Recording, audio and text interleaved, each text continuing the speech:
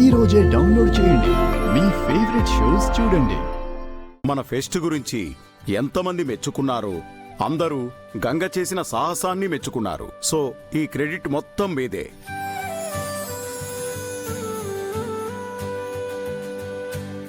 And special thanks to వీరు, ఇషిక. భలేవారే మావయ్య గారు, మన ఫ్యామిలీ కోసం చేసిన దానికి మీరు థ్యాంక్స్ చెప్పడం దేనికి? అది మా బాధ్యత మావయ్య గారు. బాగుంది. కష్టపడి చేసింది వీరు, ఇషిక అయితే వాళ్ళకి థ్యాంక్స్ చెప్పి వీళ్లకు క్రెడిట్ ఇస్తున్నారా?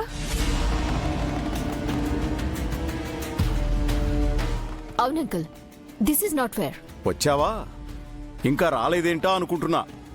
మీ ఆంటీ కబురు పెట్టిందా? లేదు అంకుల్, నేనే వచ్చాను.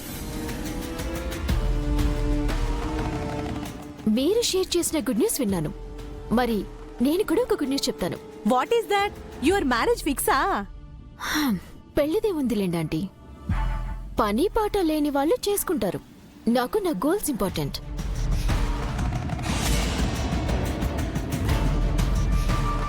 ఇంతకీ గుడ్ న్యూస్ ఏంటి పారు? త్వరలో హైదరాబాద్ లో జరగబోయే బాక్సింగ్ ఛాంపియన్ పోటీల్లో నేను పార్టిసిపేట్ చేస్తున్నాను.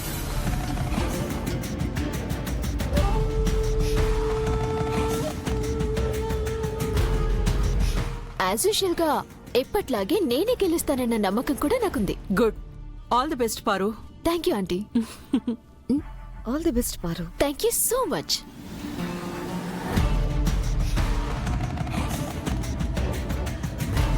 నువ్వు విష్ చేయవరుద్రా. నువ్వు విష్ చేయకపోయినా నేనే గెలుస్తాను. బట్ నీకు మాత్రం కంగ్రాచులేషన్స్. ఒకప్పుడు బాక్సింగ్ ఛాంపియన్ అయినా ఇప్పుడు ఫుడ్ ఫెస్ట్ ఆర్గనైజింగ్ లో నీకు మంచి పేరు వచ్చింది కదా. బాక్సింగ్ టు క్యాటరింగ్ అన్నట్టు ఉంది కదా.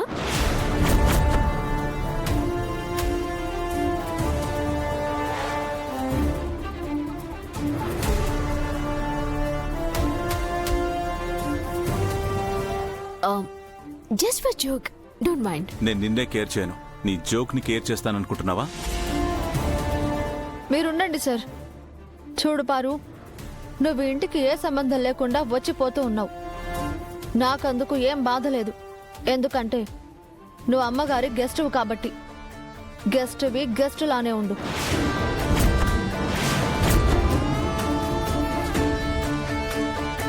పాత విషయాలు తవ్వి కించపరచాలని చూడకు. నువ్వు పైకి చెప్పకపోయినా నీ కడుపు మంట అర్థమవుతుంది.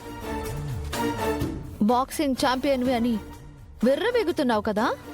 ఏదో ఒక రోజు నీ గర్వం తల పొగురు దిగేలా నేనే నిన్ను ఓడిస్తాను. చూస్తూ ఉండు.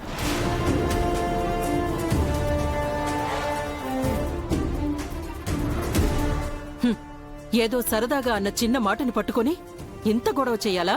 సరదాగా నన్నంటే ఊరుకునేదానమ్మగారు, కానీ సార్నంటే ఎలా ఊరుకుంటాను?